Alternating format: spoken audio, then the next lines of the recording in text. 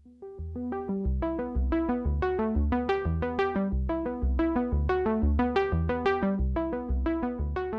းလုံးပဲမင်္ဂလာပါ if ကိုအခြေအနေကြောင်းရတဲ့ပုံမှာမူတည်ပြီးတော့လှုပ်ဆောင်ရတာမျိုးတွေအတွက်ကျွန်တော်တို့အသုံးပြုတယ်အပြင်မှာဆိုလည်းကျွန်တော်တို့ကားပြောတဲ့အခါမှာအသုံးပြုလေးရှိတယ်ဥပမာဆိုရင်စမွဲအောင်နေဆိုလို့ရှိရင်အဖေနဲ့မေကစပိန်ဝယ်ပေးမယ်မအောင်ဘူးဆိုရင်တော့ဝယ်မပေးဘူးလို့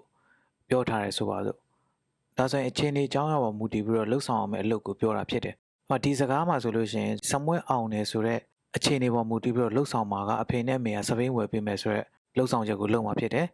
မအောင်ခဲ့ဘူးဆိုလို့ရှိရင်တော့ဝယ်ပေးမှာမဟုတ်ဘူးဆိုတဲ့လှုပ်ဆောင်ချက်ကိုလုပ်မှာဖြစ်တယ်အခုလိုအခြေအနေပေါ်မူတည်ပြီးတော့လှုပ်ဆောင်အောင်မယ့်အလုပ်မျိုးတွေကိုကျွန်တော်ဒီ computer programming မှာလေ if statement တွေကိုသုံးပြီးတော့ရေးလို့ရတယ် Python မှာ if ကိုသုံးမယ်ဆိုလို့ရှိရင်အခုလိုမျိုးပုံစံနဲ့အသုံးပြုရတယ် if ဆိုပြီးတော့လာမယ် condition လာမယ်ပြီးရင် full colon လာမယ် condition ဆိုတာအခြေအနေအဲ့ဒီအခြေအနေဖြစ်ခဲ့ရင်လို့အဓိပ္ပာယ်ရတယ်အဲ့တော့ full colon ကတော့ if statement ရဲ့အစဖြစ်တဲ့အတွက် full colon နဲ့ပိတ်ပေးရမယ်ပြီးရင်သူ့ရဲ့အောက်မှာဒီအခြေအနေမှန်တယ်ဆိုလို့ရှိရင်လှုပ်ချင်တဲ့အလုပ်တွေအဲ့တော့လှုပ်ချင်တဲ့အလုပ်တွေကိုကျွန်တော် true statement တွေလို့ခေါ်တယ်ပြီးရင်အဲ့ဒီအောက်မှာ as full colon as ကတော့အပေါ် condition မဖြစ်ခဲ့ဘူးဆိုလို့ရှိရင်လို့အဓိပ္ပာယ်ရတယ်အပေါ် condition မဖြစ်ခဲ့ရင်သို့မဟုတ်အပေါ် condition မှားခဲ့တယ်ဆိုလို့ရှိရင်လှုပ်ချင်တဲ့အလုပ်တွေကိုကျွန်တော်ဒီ as ရဲ့အောက်မှာ for statement တွေရေးပြရတယ်အဲ့တော့ဒါ if statement ကိုကျွန်တော်သုံးမယ်ဆိုလို့ရှိရင်ဒီပုံစံနဲ့သုံးပြမှာဖြစ်တယ်အဲ့မှာ if ကိုသုံးတဲ့အခါမှာ if နောက်မှာ condition လို့ခေါ်တဲ့အခြေအနေတစ်ခုထည့်ပြီးတော့သုံးရတယ်ဒီ condition မှာ comparison နဲ့ logical operator တွေကိုအသုံးပြုရတယ်အရင်ဆုံး comparison operator တွေအကြောင်းပြောပြမယ်အဲ့တော့ comparison operator ဆိုတာ value နှစ်ခုကိုနှိုင်းယှဉ်ဖို့အသုံးပြုတဲ့ operator ဖြစ်တယ် comparison operator ဆိုတာဘယ်လိုမျိုးဟာတွေလဲဆိုတော့ greater than ရှိမယ် less than ရှိမယ် greater than or equal ရှိမယ် less than or equal နောက်ပြီးတော့ equal ဒီနေရာမှာညီရဲလို့ကျွန်တော်ပြောချင်တယ်ဆိုရင် equal နှစ်ခုကိုသုံးရတယ်ဒီမှာ equal တစ်ခုတည်းသုံးလို့မရဘူးဘာလို့လဲဆို equal တစ်ခုတည်းက variable တစ်ခုတည်းကို value တစ်ခုသတ်မှတ်ခြင်းတဲ့အခါမှာအသုံးပြုပြီးသားမလို့ညီတယ်ဆိုတဲ့နှိုင်းယှဉ်မှုအတွက် equal နှစ်ခုကိုသုံးရတယ်ဥပမာဆိုအရင်နမူနာ program တွေမှာ variable ကြီးညာတဲ့ statement တွေရေးခဲ့တော့ဆိုလို့ရှိရင် name equal မောင်မောင်လို့ကျွန်တော်ရေးခဲ့တယ်ဒီနေရာမှာအသုံးပြုတဲ့ equal ကို assign လို့ခေါ်တယ် name နဲ့ကိုမောင်မောင်ဆိုတဲ့ value တစ်ခုသတ်မှတ်လိုက်တဲ့သဘောမျိုးရေးတာဖြစ်တယ်ဥပမာ3နဲ့3နဲ့ညီရလို့ကျွန်တော် Python program ထဲမှာပြောချင်တယ်။သို့မဟုတ်ရေးချင်တယ်ဆိုရင်3 equal 3လို့ကျွန်တော်ရေးရတယ်။နောက်ဆုံးတစ်ခုက not equal ဒီမှာအသုံးပြုတဲ့ exclamation mark က not အငြင်းအနေနဲ့အသုံးပြုတာဖြစ်တယ်။ဒီ equal ကတော့ညီမျှခြင်းအနေနဲ့အသုံးပြုတာဖြစ်တယ်။ဥပမာ3နဲ့4နဲ့မညီဘူးလို့ Python program ထဲမှာရေးချင်တယ်ဆိုလို့ရှိရင်3 not equal 4လို့ကျွန်တော်ရေးရတယ်။ဒါတွေက comparison operator တွေဖြစ်တယ်။အခုကျွန်တော် if ကိုသုံးပြီးတော့နမူနာ program တစ်ခုရေးကြည့်မယ်။မရေးခင်မှာအခုရေးမဲ့ program အကြောင်းကိုကျွန်တော်အရင်ဆုံးပြောပြမယ်။အဲ့တော့ exam တစ်ခုမှာကျောင်းသားတစ်ယောက်စမွဲအောင်နဲ့မအောင်ဘူးဆိုတဲ့အခြေအနေကိုစမွဲဖြေဆိုတဲ့ကျောင်းသားရဲ့ရမှတ်ပုံမူတည်ပြီးတော့ကျွန်တော်ဆုံးဖြတ်ပေးတယ်။ဥပမာဘာသာရေးတစ်ခုမှာကျောင်းသားတစ်ယောက်ကသူ့ရဲ့ရမှတ်90နဲ့အထက်ဆိုလို့ရှိရင် pass အောင်တယ်ပေါ့အကယ်90နဲ့အောက်ဆိုလို့ရှိရင် fail ကြတယ်ဆိုပါစို့အဲ့တော့အခုလိုကျွန်တော် exam result ကိုစစ်တဲ့ program တစ်ခုကို if ကိုသုံးပြီးတော့ကျွန်တော်ရေးကြည့်မယ်အဲ့တော့ကျွန်တော် term ဆက်ဝင်ပြီးတော့ program ရဲ့နာမည်ကို check exam result လို့ပေးလိုက်မယ်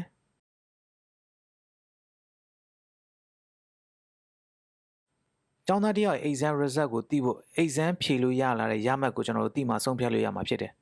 အဲ့တော့ရမှတ်တွေကိုကျွန်တော်ဘာလုပ်ရမလဲဆိုတော့ program ထဲကိုကျွန်တော်ထည့်ပေးရမယ်ဒါကြောင့် input statement တစ်ကြောင်းရေးလိုက်မယ် mark equal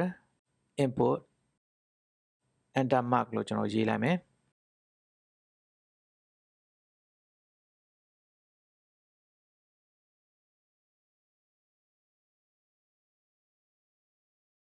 အဲ့တော့ဒီနေရာမှာတစ်ခုသိထားစရာလိုတာဘာလဲဆိုတော့အခုကျွန်တော်တို့ input လုပ်မဲ့ရမှတ်ပေါ့နော် mark ဆိုတာက number ဖြစ်တယ်ပုံမှန်အပြင်ဆိုရင် input statement ကနေ input လုပ်လိုက်တဲ့ value မှန်သမျှကို Python က string လို့ပဲသတ်မှတ်တယ် string ဆိုတာစကားလုံးတွေစကားစုတွေကိုကျွန်တော်ခေါ်တာဖြစ်တယ်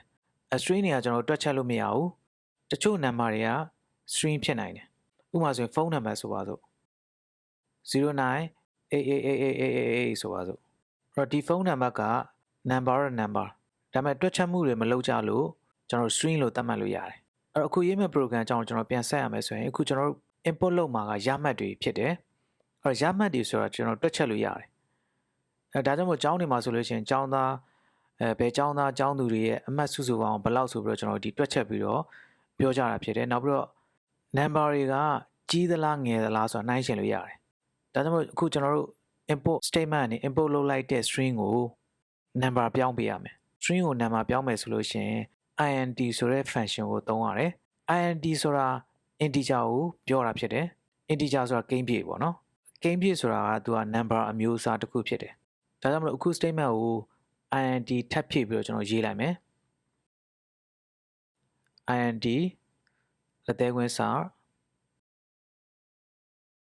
ပြီးရင်နောက်ဆုံးမှာလက်သေးခွင်းပိတ်ဒါဆိုရင်အခု statement မှာ int အတွင်းထဲမှာ input ရှိတယ်ဒါကြောင့်မို့ input function နဲ့ import လုပ်လိုက်တဲ့ value ကို int function နဲ့ integer ကိုပြောင်းပေးမှာဖြစ်တယ်ပြီး import လုပ်လိုက်လို့ရလာတဲ့အမှတ်ကိုကျွန်တော်စစ်ဆေးဖို့ if ကိုသုံးမယ် if ရဲ့နောက်မှာ condition ထည့်ပေးရမယ်အခုကျွန်တော်တို့စစ်မဲ့ condition ကရမှတ်က90နဲ့အထက်ဆိုတဲ့ condition ဒါကြောင့်မလို့ mark greater than equal 50ပြီးဒီ statement ကဒီမှာစလို့ full column ဒီ condition မှန်တယ်ဆိုလို့ရှိရင်အောင်တယ်ဆိုရ result ထုတ်မယ်ဒါကြောင့်ဒီ condition မှန်ရင်လုပ်ချင်တဲ့အလုပ်ကိုကျွန်တော်ဒီ if ထဲမှာထည့်ရမှာမို့လို့နောက်တစ်ကြောင်းမှာ tab နှိပ်လိုက်မယ်ပြီးရင် print statement ကိုသုံးပြီးတော့ pass ဆိုတဲ့ result ထုတ်မယ် print pass နောက်တစ်ကြောင်းကအပေါ်ကအခြေအနေမဟုတ်ခဲ့ဘူးဆိုလို့ရှိရင်အပေါ်အခြေအနေမဟုတ်ဘူးဆိုတာ90နဲ့အထက်မရခဲ့ဘူးဆိုတဲ့အခြေအနေပေါ့နော်အဲ့အခြေအနေတွေ as full column ဒီမှာလဲ full column ကဒီ as statement ရဲ့အစလို့ရည်ညွှန်းတာဖြစ်တယ်အပေါ်အခြေအနေမဟုတ်ခဲ့ဘူးဆိုရင်ကြားတယ်ဆို result ထုတ်မယ် print fail အခုလို Python program တစ်ခုမှာအခြေအနေကြောင်းရပါမူတည်ပြီးတော့အလုပ်တွေလုပ်ချင်တဲ့အခါမှာအသုံးပြုတဲ့ if statement ဖြစ်တယ်အခုပြောခဲ့သလို if ရဲ့နောက်မှာ condition ဒီ condition ကမှန်ရင်မှန်တယ်မှားရင်မှားတယ်ဆို result တစ်ခုပဲထွက်လာမှာဖြစ်တယ် okay အခုကျွန်တော်တို့ program ကို save လုပ်ပြီး run ကြည့်လိုက်မယ်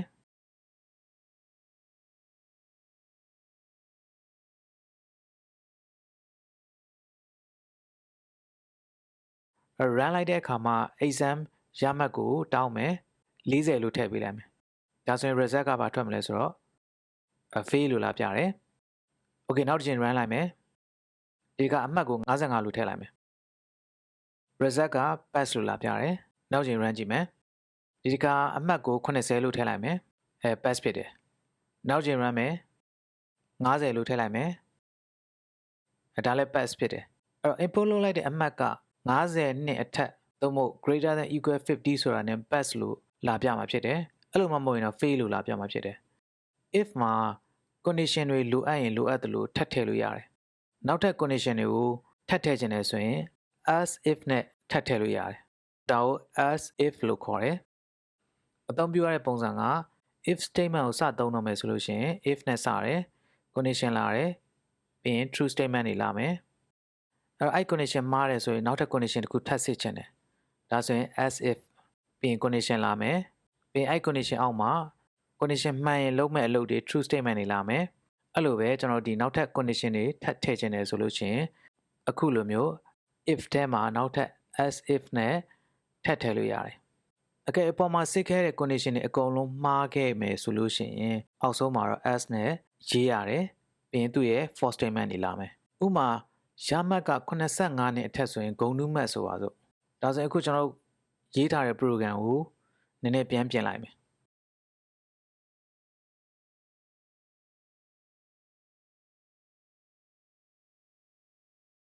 ဒီနေရာမှာနောက်ထပ် condition ထပ်ထည့်လိုက်မယ် if mark က greater than equal 75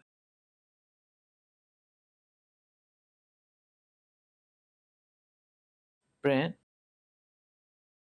distinction လို့လာပြမယ်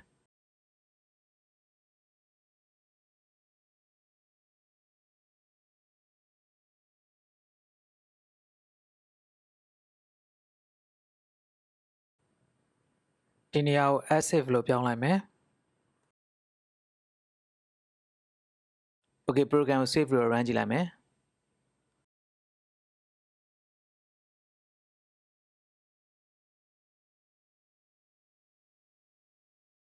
Okay run လိုက်တဲ့အခါမှာ program မှာ syntax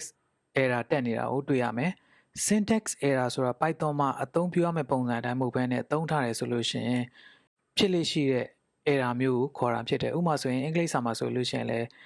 စာကြောင်းတစ်ကြောင်းရဲ့အဆုံးသတ်ကိုကျွန်တော်တို့ full stop နဲ့သတ်မှတ်တယ်အကယ် full stop မချခဲ့ဘူးဆိုလို့ရှိရင်လည်းအင်္ဂလိပ်စာမှာ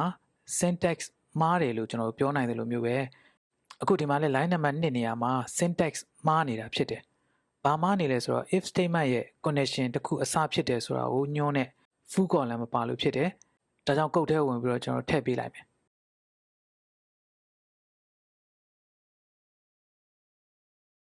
ပြီးရင်ကျွန်တော်တို့ save ပြီးတော့ program ကိုပြန် run ကြည့်လိုက်မယ် okay ဒါဆိုရင် program လုပ်နေပြီဒီမှာရမှတ်က85ဆိုပါစို့ဒါဆိုရင် result က distinction နောက်ချိန် run မယ်အမှတ်က80ဆိုပါစို့ဒါဆိုရင် result က distinction ပဲအမှတ်က65ဆိုရင် result က pass ဒါဆိုရင် result က fail အခုလို if နဲ့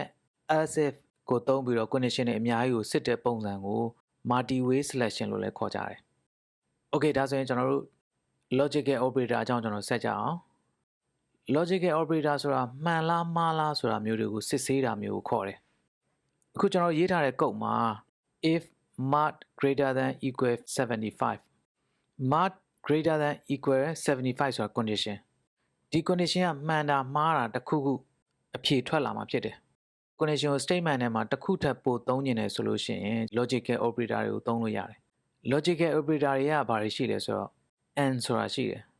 အဲ့ and ဆိုတာအခြေအနေနှစ်ခုစလုံးမှန်ကြောင်းကိုညွှန်းဆိုတဲ့ operator ဖြစ်တယ်ဥပမာဆိုရင်မောင်မောင် and ကြော်ကြော်ဆိုလို့ရှိရင်နှစ်ယောက်စလုံးကိုညွှန်းဆိုတာဖြစ်တယ်နောက် logical operator တစ်ခုက or ဆိုတာအခြေအနေတစ်ခုခုမှန်ကြောင်းကိုညွှန်းဆိုတဲ့ operator ဖြစ်တယ်ဥပမာမောင်မောင် or ကြော်ကြော်ဆိုလို့ရှိရင်တရားကိုညွှန်းတာဖြစ်တယ်နောက်တစ်ခုကတော့ not ကတော့မဟုတ်တဲ့အခြေအနေကိုညွှန်းတာဖြစ်တယ်ဥပမာဆိုရင် not မောင်မောင်ဒါဆိုရင်မောင်မောင်မဟုတ်တဲ့သူကိုညွှန်းတာဖြစ်တယ်ဒီ logical operator တွေက condition တစ်ခုနဲ့တစ်ခုနဲ့ချိတ်ဆက်ပြီးတော့စစ်ဆေးခြင်းတဲ့အခါမှာအသုံးပြုဖို့ဖြစ်တယ်ခုနကဥပမာ program မှာဘာသာရပ်တစ်ခုတည်းအတွက်ပဲအမှတ်ထည့်ပြီးတော့အောင်လားကြလားဆိုတော့ကျွန်တော်တို့ဆုံးဖြတ်တာဖြစ်တယ်တကယ်လက်တွေ့မှာတော့ဘာသာရပ်ကတစ်ခုထက်မကရှိတယ်ဥပမာကျောင်းသားတစ်ယောက်ကမြန်မာစာအင်္ဂလိပ်စာသင်ချဘာသာရပ်၃ခုစံမွဲဖြေရတယ်ဆိုပါစို့ဒါဆိုရင်ဒီဘာသာရပ်၃ခုအောင်မှာစံမွဲအောင်တယ်ဆိုတဲ့ result ရတယ်ဆိုပါစို့အဲ့လိုမှမဟုတ်ရင်ကြားတယ်ဆိုတဲ့ result ဆိုပါစို့အဲ့တော့ဘာသာရပ်၃ခုအောင်ဖို့ဆိုတာတစ်ဘာသာချင်းစီ90နဲ့အထက်ရှိဖို့လိုတယ်အဲ့တော့ဒီ logic လေးကိုကျွန်တော်ပြန်ပြောင်းပြီးတော့ရေးကြည့်မယ်အဲ့တော့အခုကျွန်တော်တို့ရေးမဲ့ program ရဲ့ condition တွေကိုကျွန်တော်တို့ဆွဲထုတ်ကြည့်လိုက်မယ်ဆိုလို့ရှိရင်မြန်မာစာ greater than equal 50ဖြစ်ရမယ်အင်္ဂလိပ်စာ greater than equal 50ဖြစ်ရမယ်သင်္ချာ greater than equal 50ဖြစ်ရမယ်အဲ့တော့ဒီ condition ၃ခုစလုံးနဲ့ကိုက်ညီမှသို့မဟုတ်ဒီ condition ၃ခုစလုံးမှန်မှ true ဖြစ်မှ pass ဖြစ်မှဖြစ်တယ် okay ဒါဆိုရင်ခုနက program ထဲမှာမလိုတာတွေဖြတ်ပြီးတော့ကျွန်တော်လိုတာတွေပြင်ရေးလိုက်မယ်အဲ့တော့ဒီမှာဒီကောင်ကိုဖြတ်လိုက်မယ်ပထမဆုံးမြန်မာအမှတ်ကို import လုပ်ခိုင်းမယ်ဒါကြောင့်မလို့မြန်မာ equal ခုနရေးခဲ့တဲ့ statement အတိုင်းပဲ import ဒီမှာ level ကိုတော့ enter မြန်မာ mark လို့ဆိုပြီးတော့ကျွန်တော်ရေးလိုက်မယ်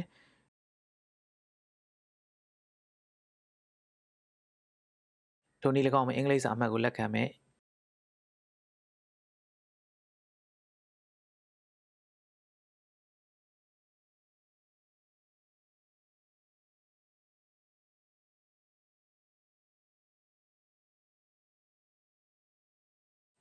နောက်ထပ်သင်္ချာအမှတ်ကိုလက်ခံမယ်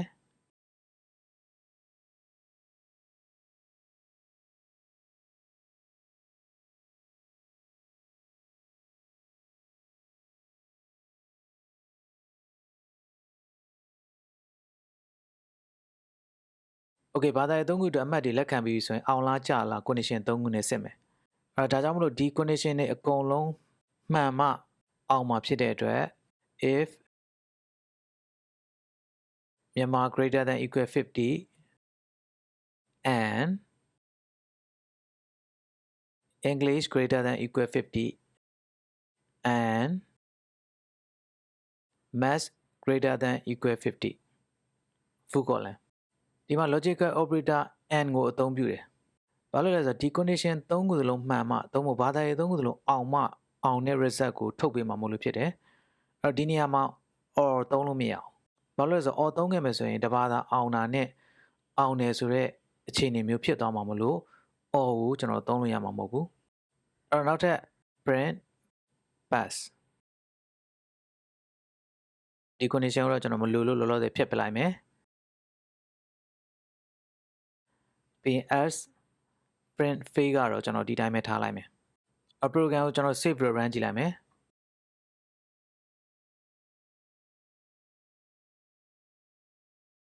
โอเคဒီမှာနောက်ကျရင် syntax အဲ့ဒါကျွန်တော်တက်နေတာတွေ့ရလိမ့်မယ်ဒီတစ်ခါ line number က5အဲ့မှာဘာမှနေလဲဆို0ကအပိုပါသွားလို့ဖြစ်တယ်အဲ့တော့ code ထဲဝင်ပြီးတော့ကျွန်တော်0ကိုဖြတ်လိုက်မယ်